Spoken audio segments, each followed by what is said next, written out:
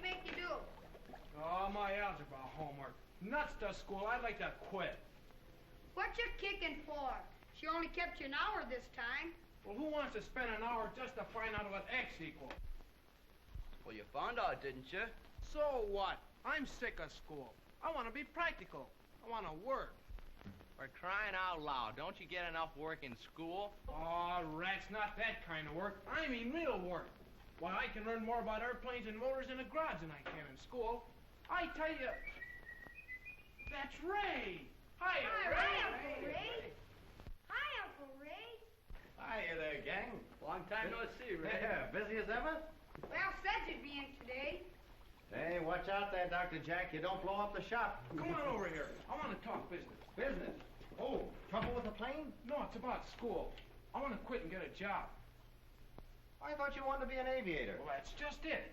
If you could get me a job around the airport, I'd be learning all the right things. Without spending hours and hours at algebra and science and all that junk. I'd be getting in a lot of good groundwork. Oh, wait a minute. You need more than that. Groundwork's all well and good, but you get the biggest part of that in school. It's the early training and preparation that counts. If you don't have things all figured out right in the first place, you'll never make a good pilot. Many's a tough spot I've been in when I've had a chance to use the things I learned in school. And just lately, too. You mean on the coast, Ron? Well, on the last trip, we had a pretty bad storm. Did anything happen? No, but something could have happened. What? Tell us all about that trip, Ray. Oh, wait a minute. That's too big an order. Come on, be good stuff. What was the first thing you did, Ray? Well, it started out just like any other trip. I went to the airport an hour early to visit the operations room.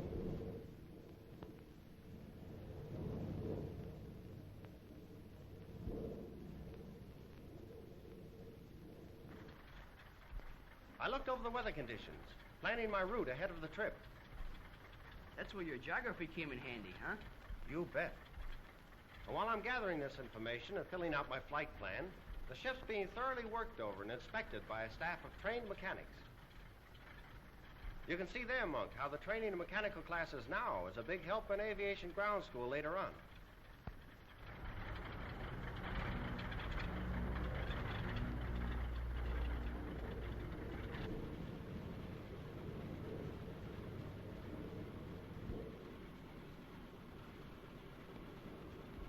And then I report to the dispatcher and test the radio. Plane number 101 on the ramp. On day frequency, go ahead. 101 on ramp, test okay. Plane number 101 to WBEK. What's the wind? Go ahead. WBEK to 101, wind south 4, use runway number 3. Okay, WBEK.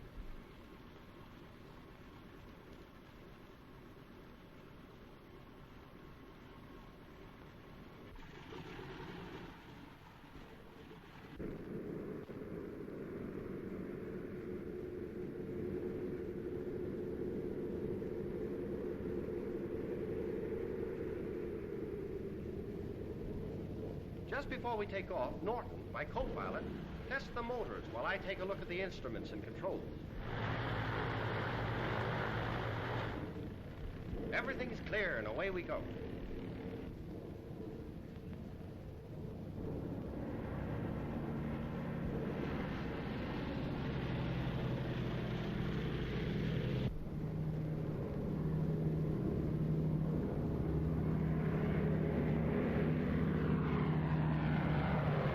Controls, Norton and I are busy with the flight log and flight observation report.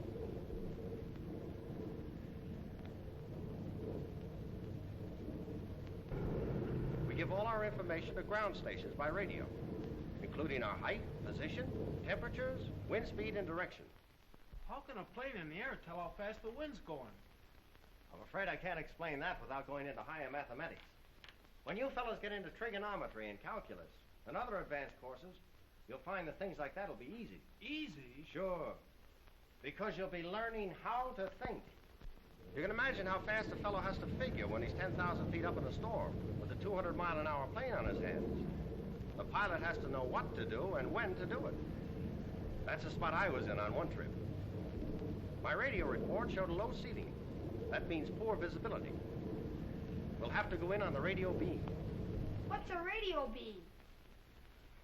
That's a set of signals sent out by radio beam stations along our route to keep us on course. What kind of signals? Well, that depends.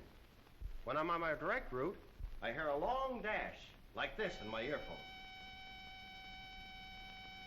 If I go to the left of my course, I hear a series of dot dashes, like this.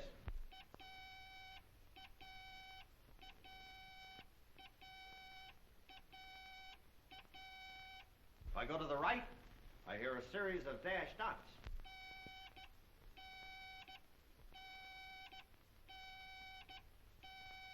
In either case, I know I'm not headed straight for the airport, so I change my course until I hear the long dash again. And that long dash is going to lead us to a perfect landing. I check my instruments. The artificial horizon shows we're flying on even keel. The altimeter registers 1,200 feet. The airspeed indicator shows we're going just a little over 100 miles an hour and headed right at the beam station. Now the signal fades. I'm right over the beam station in what's called the cone of silence. But in a second, I'm on the opposite leg of the beam and hear the long dash again. I know I'm just past the field. I fly out along the beam, away from the field, for 4 minutes. Now I turn. I'm still at 1,200 feet. And I know I'm 4 minutes away from the field, flying at 100 miles an hour. So I nose her down. In 4 minutes, losing 300 feet a minute, we should be just over the end of the runway. Down we go. 1,000 feet. 900. 800 feet. 700 feet. There's a runway. Now we're settling fast. 300 feet.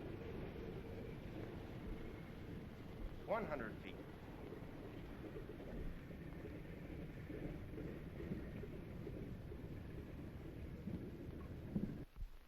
She's down. And there we are. Gosh, must take a lot of studying to be a pilot. You bet it takes a lot of studying and years of intensive schooling. Most pilots come from Army and Navy flying schools, and they have to have at least 2 years of college to get in there.